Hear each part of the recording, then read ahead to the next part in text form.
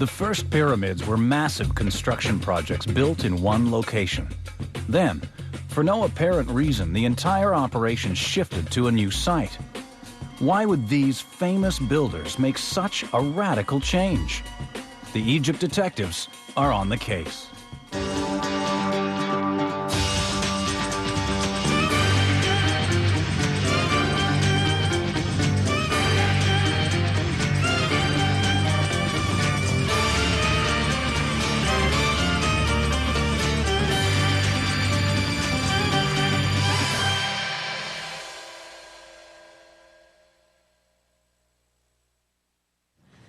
"5,000 years ago, the Egyptians invented something astonishing: the pyramid.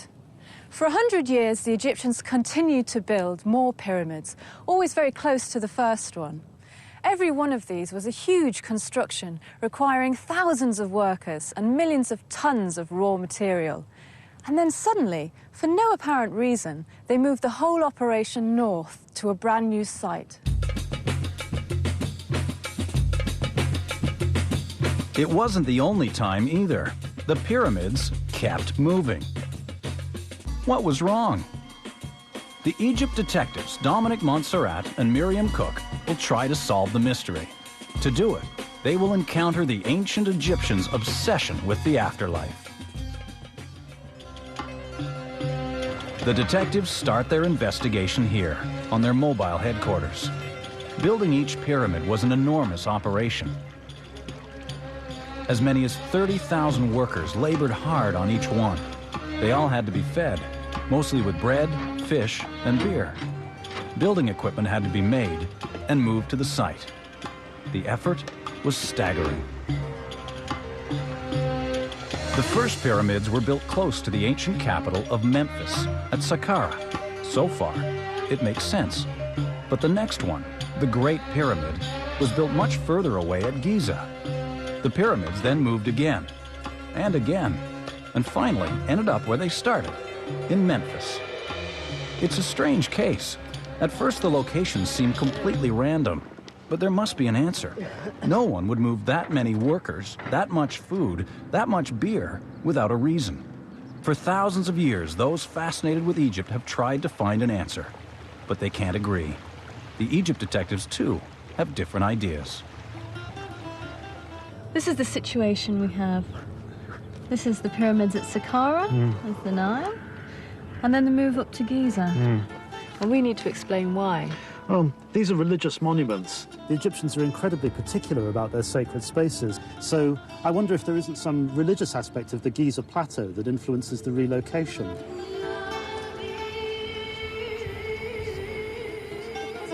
Dominic believes ancient writings point to a religious solution. But Miriam is looking for more concrete facts. She feels the most telling evidence is that the first pyramid in the new location is the massive Great Pyramid. Building the Great Pyramid was the most challenging engineering feat that they'd ever attempted. The puzzle must have something to do with that. The move north must have solved engineering or structural problems. Well, what problems? Well, that's what we need to find out. In search of clues, Miriam heads to the place where it all began, the home of Egypt's first pyramid. Here, near the ancient capital of Memphis, the pyramid scheme began, somewhere around 2650 BC. These amazing monuments were a crucial part of the burial rituals of ancient Egypt. Egyptians believed that the pharaoh was resurrected as Osiris, king of the dead. So that his spirit would be comfortable in the afterlife, incredible care was taken to mummify the king's earthly body. Then, it was laid to rest inside a massive tomb, the pyramid. From this lap of luxury, the pharaoh's spirit could ascend.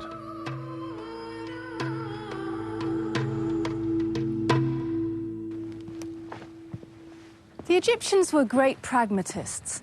Take this first pyramid right behind me here at Saqqara. It's called the Step Pyramid, and it looks very different to the other pyramids.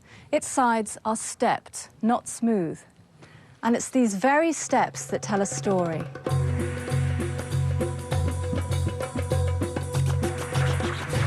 Before this pyramid was built, the elite of ancient Egypt were buried in mastabas, or flat-roofed tombs. Look at this first step. It's obviously the first thing to be built, and the incredible thing is they could have stopped right here. Without going any further, they'd already created a low-lying flat-roofed tomb called a mastaba. Until the step pyramid, the kings had been very happy to be buried within these mastabas, so the builders could have packed up their tools and gone home. But they didn't.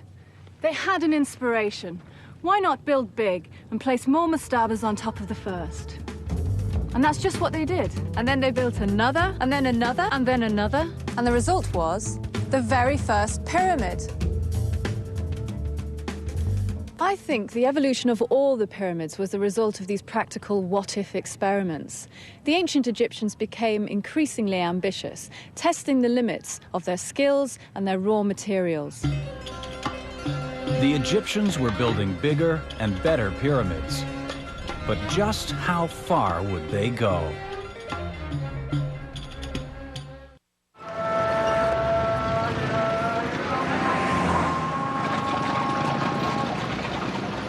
Egypt's pyramids are immense and the source of one of the biggest mysteries that still exists in this fabled land.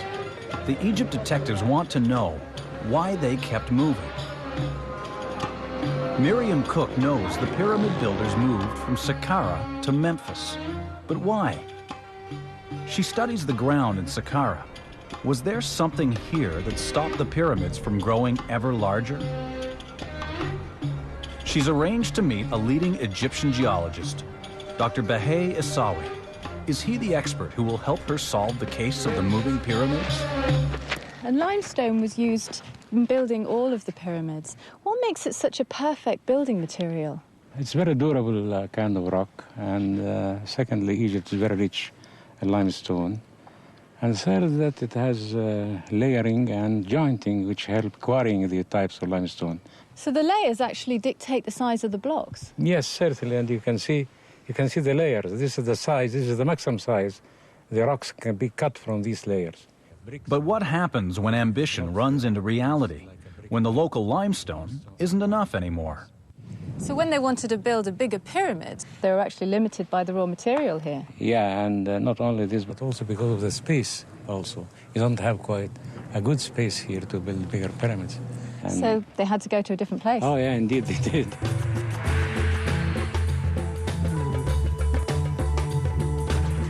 Were the limitations of Saqqara really behind the decision to move the entire pyramid-making industry? And if so, why was it moved to Giza? Like the pyramids themselves, Miriam makes the trip north to find some answers. Well, we're here at Giza. What made this a better place to build? If you look at the stones behind you, find that you have several layers of rocks. And this limestone is a lot more easy to get out. Yes, then. the joints on both sides, and then the bedding planes, then you can easily pull the rock from its original place. So are these unfinished blocks? Yeah, that's how they do it, you see, by chiseling along the joints by harder rocks. And that's how they cut this into big pieces, of course, depending on the joints and on the bedding planes. And that's why they came here, because it's bigger blocks than any other place in the area. Bigger blocks and flatter ground. For a man of ambition like Pharaoh Khufu, that may have been a perfect fit. But is something that simple really the answer to the mystery? Has the case been solved so quickly? Giza was the perfect place. Plenty of limestone blocks to work with and a solid base upon which to begin building one of the wonders of the world, the Great Pyramid. How do you account for the next pyramid? They didn't build that here at Giza, but miles away over there at Abu Ruash. I don't see the problem with that. There was plenty of good limestone up there as well. Well, bear with me. We'll go on up to Abu Ruash, and I'll show you a more powerful reason than geology for building pyramids up here in the north. The mystery deepens. If Giza was the perfect spot, why move? The case is about to take the detectives straight into the heart of an ancient cult of sun worship.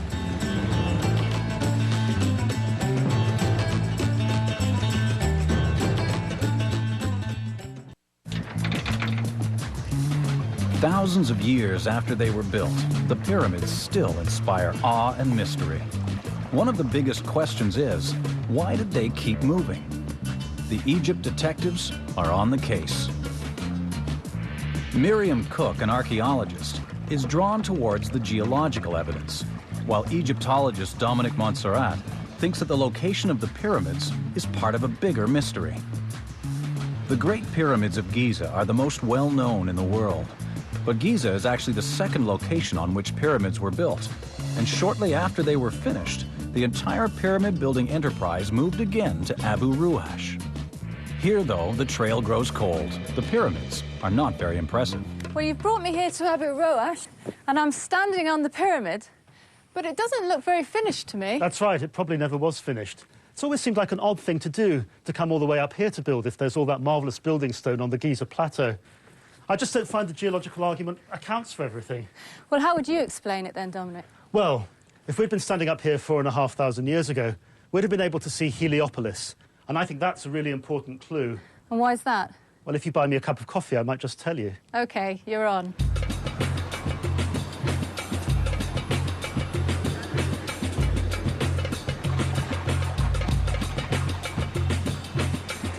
Heliopolis, the city of the sun. For thousands of years, it was the capital of sun worship in Egypt. How could this case take the detectives to a city that's long been lost? Well, I've got your coffee here, but first I want you to explain why you think Heliopolis is so important for the move to Abu Ruash and Giza. If you look at the names of the pharaohs who built at Giza and Abu Ruash, you see something really interesting. Because first of all, you've got Jedefre at Abu Ruash, and then Khefren. And Menkaure, who built the third pyramid at Giza. Menkaure, exactly. And what have these three pharaohs all got in common? Re in their names. Could a common name be the clue the detectives are looking for? Re was the sun god. He likely inspired these pharaohs to end their names with Re. But how would that move the pyramids? The Egyptians believed that every pharaoh joined the sun god when he died. So the pharaoh's final resting place had to be linked with this god. The pyramids may have been built to help the pharaohs make their final journey. But how? Well, Heliopolis was the city of the sun, wasn't it? They must have been worshippers of his cult because they all chose names which honoured him. Well, you can have your coffee now. Oh, thank you. But we still know so little about Heliopolis. Well, that's right. It's just a suburb of modern Cairo now. Might be worth checking out.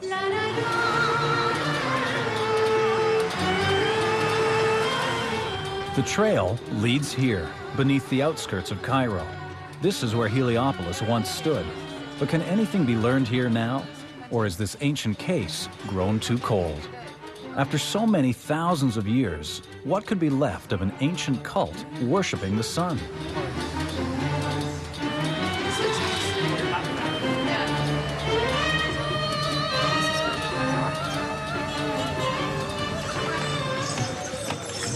Get a good view from up here. Miriam meets Dr. David Jeffries, who has spent years trying to unravel the secrets of the lost city of Heliopolis. Can he help her crack this case? In a choked suburb of modern-day Cairo could be the answer to a mystery thousands of years old. The Egypt detectives certainly hope so. Right. Well, it's definitely worth the climb. We've got a wonderful view from up here. We're looking over the town and temple area of Heliopolis. When Dr. David Jeffries sees this view, he doesn't see Cairo, but one of the greatest religious complexes ever built, Heliopolis.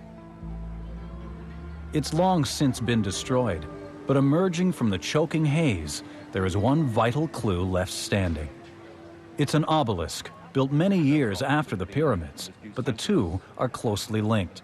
It marks the spot where a massive temple once stood, a temple devoted to the sun god, Re.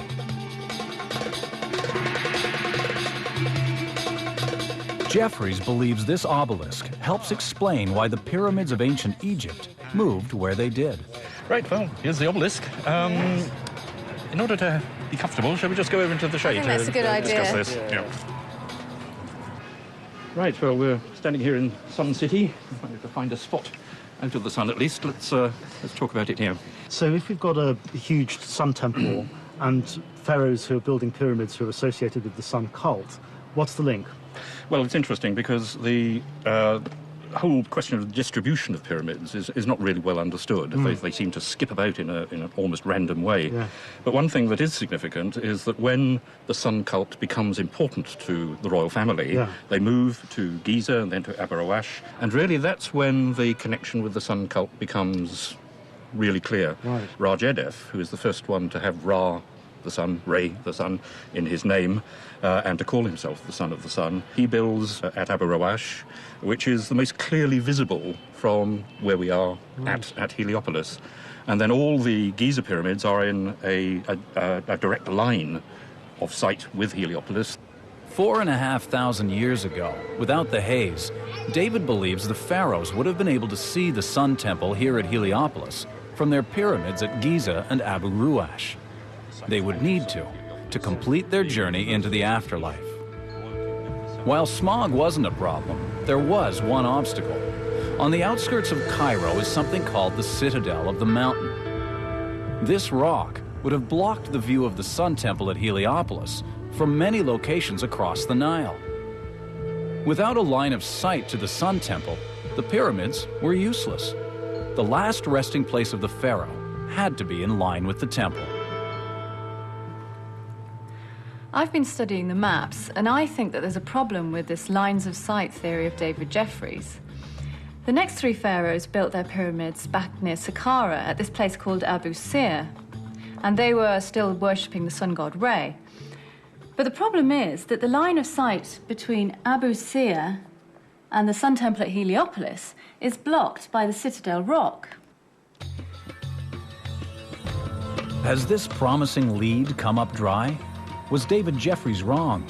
It's true that the pyramids at Abu Sir have no direct line to Heliopolis.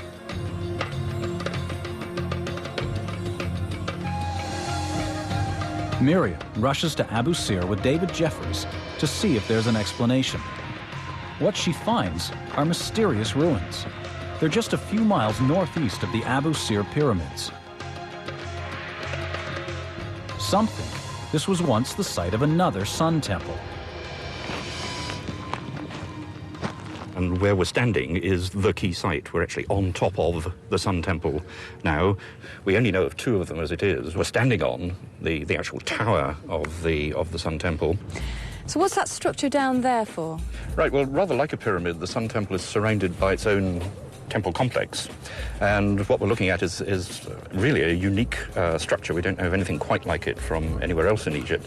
And it's an altar of what is sometimes called Egyptian alabaster or travertine, consisting of 4 segments that are actually a hieroglyphic sign.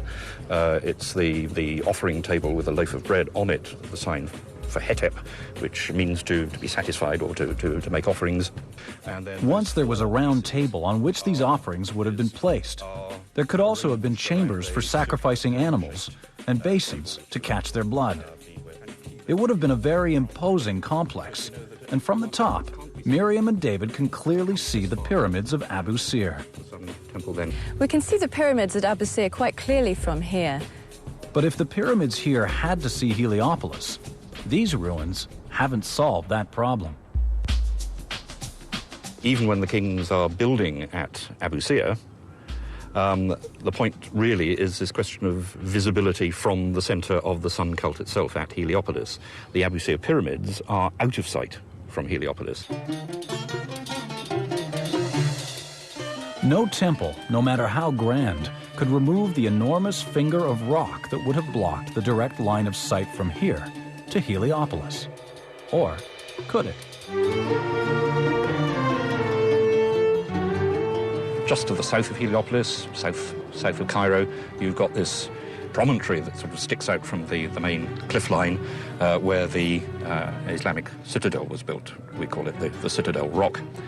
And that interrupts the line of sight between Heliopolis and the Abu Sir pyramids, even though the Abu Sir pyramids are sun kings, but their pyramids are back close to Memphis, and they cannot be seen from the centre of the sun cult. But the Sun Temple can.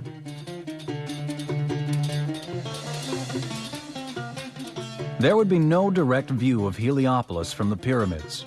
but the new temple would be able to see fine. It would serve as a sort of spiritual halfway house that could bridge the site of the pyramids to the seat of the sun cult itself.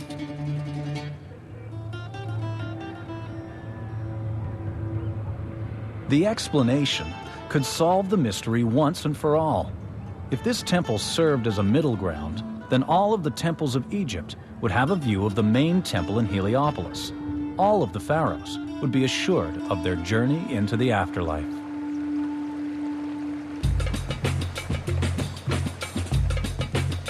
The case has revealed something amazing about the ancient Egyptians. They were both pragmatic and philosophical in building their temples. What motivated their decisions one century was revised the next. But always with the same goal. The final resting place of the pharaoh would be a grand monument to this life, but also a way to journey safely into the next.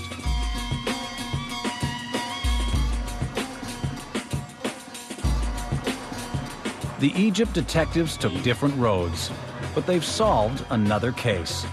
They know why the pyramids moved and what linked them together. Well, I must admit, I did think that the whole pyramid building business was to do with geology and building blocks, but David has convinced me there's more to it. I had a feeling it wasn't as straightforward as your geological argument. Yeah, but don't forget that the first move to Giza was about limestone and space, and not sun cults. Fair enough. So we're both right. Yep, chin chin.